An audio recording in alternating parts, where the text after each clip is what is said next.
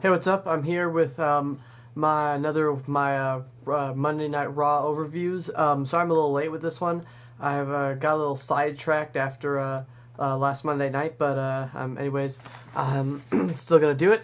So this is my overview for I believe the 30th of June. So first off on the show, we had JR come out and give kind of like a farewell address kind of thing. Because as you know, he got drafted to SmackDown to do commentary there. So Raw lost him and gained Michael Cole. So he came out and kind of gave a farewell address, and he got some pretty good reception, I would say. People did, however, boo when Michael Cole's name was mentioned, which I thought was kind of funny. But I mean, Michael Cole isn't a bad commentator. I've heard him on SmackDown a few times, and he seems pretty good. So, I mean, hopefully him and Jerry the King Lawler will make a pretty good team. As far as the show went, after he started doing commentary on it, didn't go too bad. I mean, there was definitely a difference between him and JR, but the show I think was good enough that it kind of made up for it. So JR was giving his farewell address, and in the middle of it, Edge interrupts for one reason or another, and he comes and he comes in with Hawkins and Ryder. They accompany him, and he comes to the ring, and he basically tells everyone that Jim Ross, JR is arrogant, self-centered bastard, something along those lines. And so then he tells JR that the only solace he should take in the fact that he's being transferred to SmackDown is that he'll be able to, instead of chanting Stone Cold, Stone Cold, he'll say Edge wins, Edge wins. So he kind of taunts JR, and then he tells JR, hey, why don't you try it right now? So he gives JR a mic, but JR, instead of saying that instead of saying Edge wins into the mic, he just kind of drops the mic on the ground. And then Edge kind of says, have it your way, and then he has Hawkins and Ryder escort JR out of the building. So that's the end of JR's farewell address, and then Edge goes on to talk about how he won against Batista the night before Night of Champions, and how no one in Raw will ever be able to challenge again for the World Heavyweight Championship. I'm not sure if he also said WWE, but I know he said Raw. So he says that. And then, so he exits the ring. He's about to leave the whole arena. And then, then CM, and then, as we all know, Batista's music plays. And then Batista comes on. And we all saw that coming. So Batista comes on, and Edge tries to run away, but Batista comes, starts beating the crap out of him, and then he caps it all off with a Batista bomb in the middle of the ring.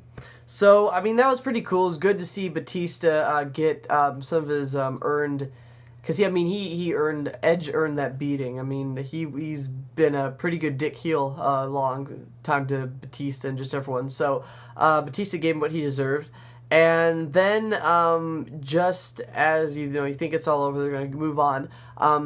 CM Punk's music plays, and he rushes out.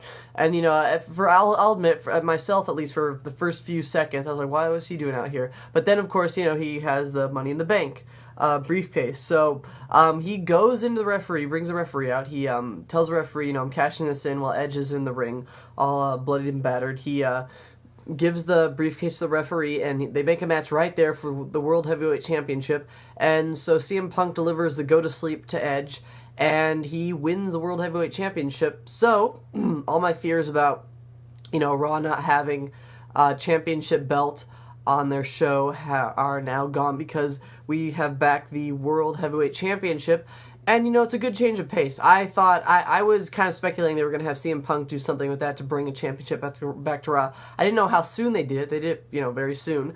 But I also thought it was going to be the WWE Championship made from Triple H or someone, but it ended up being the World Heavyweight Championship, which I think is a good change of pace, because for a long time the World Heavyweight Championship was on Raw.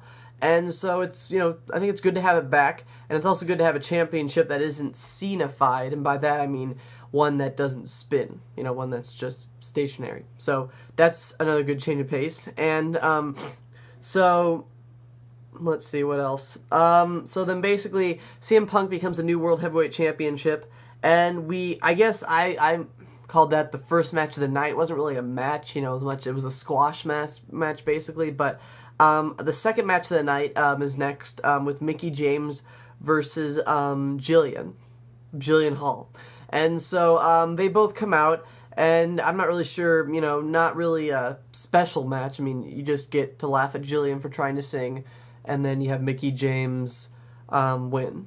So just, I guess, little kind of match there. And I'm not sure the night when this happened. I didn't write it down, unfortunately, and I kind of forgot. But this night, Kane also made an appearance. They're going backstage. I think maybe it was after Mickie James' match, and you have Katie Lee talking to her brother Paul Burchill, and then Paul Burchill goes off to talk to someone. He says how Katie Lee is definitely going to become the next women's champion, and then and I can't exactly remember his name, but I think he came over in the supplemental draft to Raw.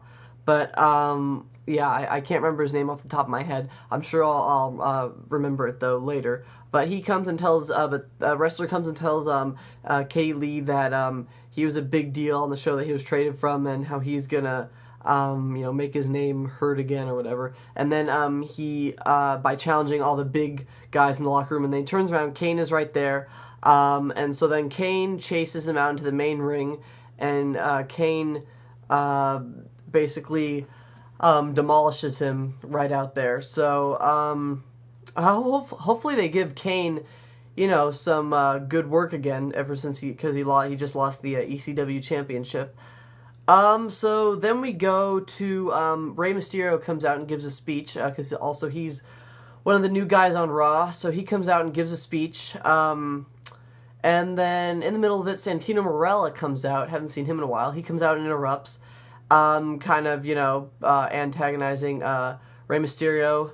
And he talks about how Rey Mysterio got a WWE wrestling magazine cover, and then he shows Rey Mysterio his cover he sent in, which, so, basically his character's being played for laughs. But, I mean, a lot of people, some people don't like him, I've heard, but I think he's, he's pretty funny. I think he's a good comedy heel. So, yeah, I hope they don't put Rey Mysterio in an angle with him, because I don't know. I guess it'd be okay, but I want Rey Mysterio to hopefully go after the Intercontinental Championship, have him go a little higher up. So hopefully they'll do that with him. Hopefully Santino Marella just came out for some comic relief. But so Rey Mysterio did deliver the 619 to him, so that was pretty cool to see. Then they have another backstage segment with CM Punk being interviewed by Todd Grisham, and JBL interrupts and basically says that, you're a paper champion because he won them by Money in the Bank, and that, don't you want to, take